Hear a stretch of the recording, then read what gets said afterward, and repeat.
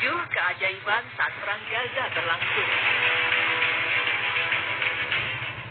Hamparan tanah yang luasnya tidak lebih dari 360 km persegi berada di Palestina Selatan, sebuah wilayah potongan yang terjepit di antara tanah yang dikuasai penjajah Zionis Israel, Mesir, dan Laut Mediterania, serta dikepung dengan tembok di sepanjang daratannya.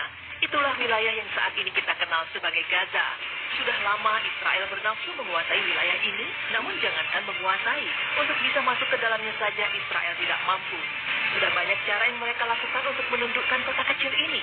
Dari mulai pemblokadean bahan makanan, obat-obatan, dan energi telah dilakukan sejak 2006 hingga kini.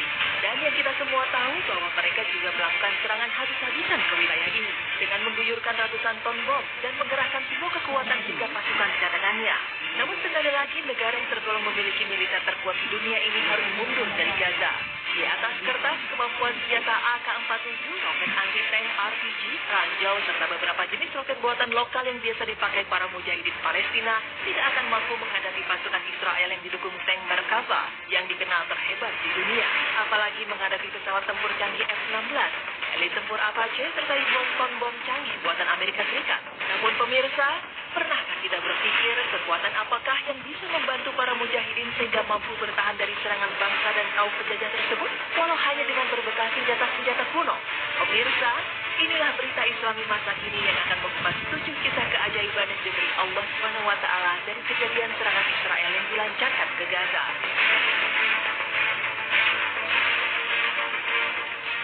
Keajaiban pertama adalah adanya pasukan berseragam putih di Gaza yang hanya bisa dilihat oleh tentara Israel sedang tidak bisa dilihat oleh orang Palestina. Cerita ini disampaikan penduduk Palestina di situs milik Brigade Izzuddin Al-Qassam, Multaka Al-Qassami, yang menyebutkan adanya pasukan lain yang tidak dikenal. Awalnya, sebuah ambulan dihentikan oleh sekelompok pasukan Israel. Sopirnya ditanya apakah dia berasal dari kelompok Hamas atau Fatah. Sopir malang itu menjawab, "Saya bukan kelompok mana-mana, saya cuma sopir ambulan." Akan tetapi tentara Israel itu masih bertanya tentang pasukan yang berpakaian putih-putih. Si sopir pun kebingungan karena ia tidak melihat seorang pun yang berada di belakangnya. Dari channel 10 Israel, ada serdadu mereka yang mengatakan bahwa mereka pernah berhadapan dengan hantu. Pasukan yang dianggap hantu itu tidak diketahui dari mana asalnya, kapan munculnya, dan kemana menghilangnya. Seorang tentara Israel lainnya mengatakan, "Kami berhadapan dengan pasukan berbaju putih-putih dengan jenggot panjang. Kami tembak dengan senjata, akan tetapi mereka tidak mati." Keajaiban kedua adalah adanya suara tak bersumber yang memberi kekuatan kepada mujahidin. Disebutkan oleh Khatib Masjid Izzuddin Al-Qassam di wilayah Nusairat Gaza yang telah ditayangkan oleh TV channel Al-Quds yang juga ditulis oleh Dr. Abu Rahman Al-Jamal di situs Al-Qassam dengan judul Ayat Ar-Rahman fi Jihad Al-Furqan. Sang khatib bercerita, ada seorang pejuang telah menanam sebuah ranjau yang telah disiapkan untuk menyambut pasukan Zionis yang melalui jalan tersebut. Pejuang itu berkata bahwa ia telah menanam sebuah ranjau. Kemudian ia melihat sebuah helikopter menurunkan sejumlah besar pasukan disertai tank-tank yang beriringan menuju jalan tempat di mana ia menanam ranjau. Akhirnya, sang pejuang memutuskan untuk kembali ke markas karena mengira ranjau itu tidak akan bekerja optimal. Akan tetapi, sebelum beranjak meninggalkan lokasi, pejuang itu mendengar suara "Usbud, sabakallah", yang maknanya kurang lebih "tetaplah di tempat, maka Allah menguatkanmu". Ucapan itu ia dengar berulang-ulang sebanyak 3 kali. Akhirnya, sang mujahid memutuskan untuk tetap berada di lokasi ketika sebuah tank melewati ranjau yang tertanam. Sesuatu yang ajaib terjadi. Ranjau itu justru meledak amat dahsyat. Tank yang berada di dekatnya langsung hancur. Banyak serdadu Israel meninggal seketika.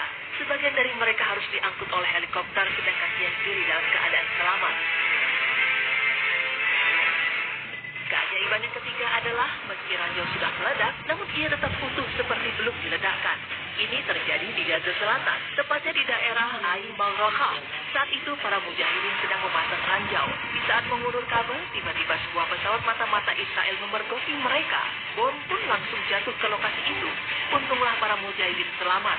Namun kabel penghubung ranjau dan pemicu yang tadi hendak disambung menjadi terputus. Tidak ada kesempatan lagi untuk menyambungnya karena pesawat masih berputar-putar di atas. Tak lama kemudian, beberapa tank Israel mendekati lokasi di mana ranjau-ranjau tersebut ditanam. Tak sekedar lewat, tank-tank itu malah berhenti tepat di atas peledak yang sudah tak berfungsi itu. Apa daya, kaum mujahidin tak bisa berbuat apa-apa. Kabel ranjau jelas tak mungkin disambung, sementara tank-tank Israel telah berkumpul persis di atas ranjau. Mereka merasa amat sedih, bahkan ada Ada yang menangis ketika melihat pemandangan itu. Sebagian yang lain berdoa, Allahumma kama lam tumakkina minhum, Allahumma la tumakkin lahum. Yang maknanya, ya Allah, sebagaimana Engkau tidak memberikan kesempatan kami menghadapi mereka, jadikanlah mereka juga tidak memiliki kesempatan serupa. Kemudian ketika fajar tiba, terjadilah keajaiban.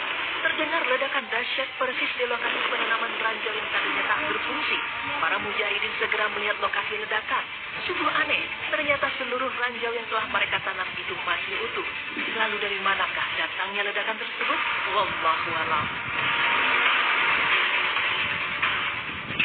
Keajaiban kelima adalah adanya burung merpati yang turut serta membantu para mujahidin. Seorang mujahid Palestina menuturkan kisah kepada situs Filetin Alan saat bertugas di wilayah Jabal Ar-Rais. Sang mujahid memiliki seekor merpati terbang dengan suara melengking yang melintas sebelum rudal-rudal Israel berjatuhan di wilayah itu.